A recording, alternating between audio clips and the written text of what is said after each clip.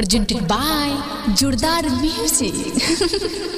ये सारी मेरे कमीने दोस्तों के लिए है कि दोस्त आया था मेरी कब्र पर दिया जलाने के लिए, कि दोस्त आया था मेरी कब्र पर दिया जलाने के लिए।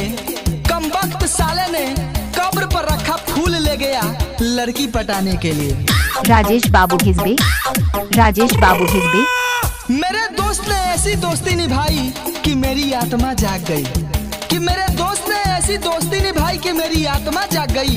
हमारी दोस्ती इतनी गहरी थी कि मेरी गर्लफ्रेंड मेरे दोस्त के साथ भाग गई। I love you Manita Kumari, I love you Manita Kumari. कीचड़ में पैर लगे तो धोना तो पड़ेगा, कीचड़ में पैर लगे तो धोना तो पड़ेगा। किसी और की बीवी से प्यार करोगे तो रोना तो पड़ेगा। राजेश बाबू हिजबे, राजेश बाबू हिजबे। दिल में उनके प्यार का छाप था, आंखों में उनके चेहरे का नाप था। जिससे सारी रात चैटिंग की वो तो गर्लफ्रेंड का बाप था। दोस्तों, डरती है मेरी बीबी मुझसे क्योंकि उड़ा देंगे हम उसकी गर्दन, कि डरती है मेरी बीबी मुझसे क्योंकि उड़ा देंगे उसकी गर्दन। दोस्तों, सारी बाद में सुनाऊंगा। बीबी बुला रही है, जा रहा हूँ धोने बर्तन।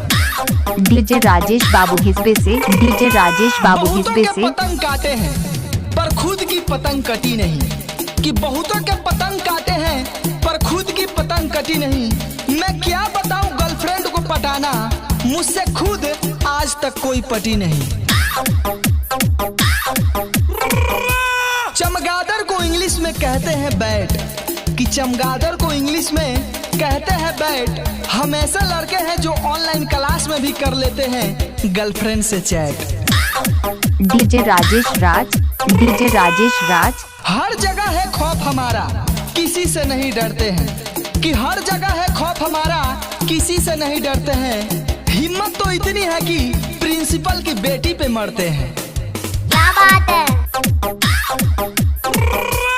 मेरी हंसी का हिसाब कौन करेगा, मेरी गलती को माफ कौन करेगा।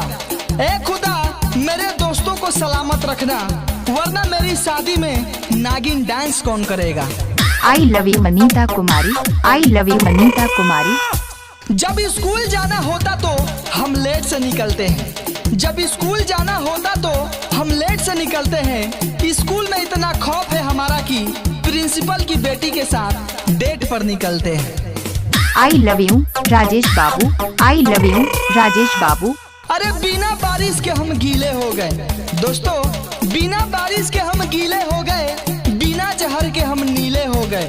हम प्रपोज करने में थोड़ी ढीले हो गए, इतने में उसके हाथ पीले हो गए। I love you.